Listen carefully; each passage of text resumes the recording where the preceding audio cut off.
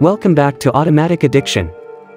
After multiple special editions, the most recent 2025 Audi R8 has finally rolled off the manufacturing line. Top Gear confirmed that they were present at the final production session at the Bollinger Hofe facility last week. The Audi R8 Performance Edition variant features Vegas 2 paint and a carbon kit on the outside. This is not a customer automobile, it will be displayed in the Audi Tradition Museum in Ingolstadt, Germany.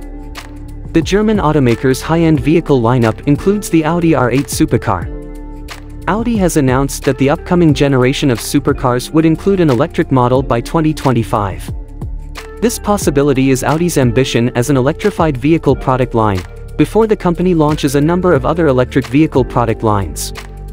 According to the CarScoop's page, the Audi R8 will be available with an electric drivetrain in 2025, ushering in a new era of electric automobiles from this German automaker. I battled for the successor to the R8, as did the Audi board. We examined many types of thoughts and the directions in which electrification will occur. If it meets my wishes, the R8 will be electric and will use a two-door concept, said Audi Sport CEO Sebastian Grams. Although the final version was announced for 2022, Audi only recently released its final units, most likely because to production delays at the Bollinger Hofe factory. This facility also produces the e-tron GT and finishes the new RS6 Avant GT. In the power sector, the Audi R8 is frequently associated with the presence of two electric motors that are expected to produce more power than the RS e-tron GT. The R8 was created to honor Audi's prowess in endurance racing while also shifting the investment expenses of a Gallardo supercar away from another Volkswagen Group brand, Lamborghini.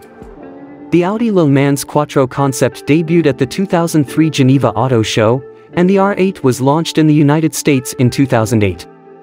Initially, the car only had a 4.2-liter V8 engine, but a few years later Audi added a 5.5-liter V10 engine. 2-liter of the Gallardo into the R8, becoming one of the first exotic automobiles that could be used as a daily driver.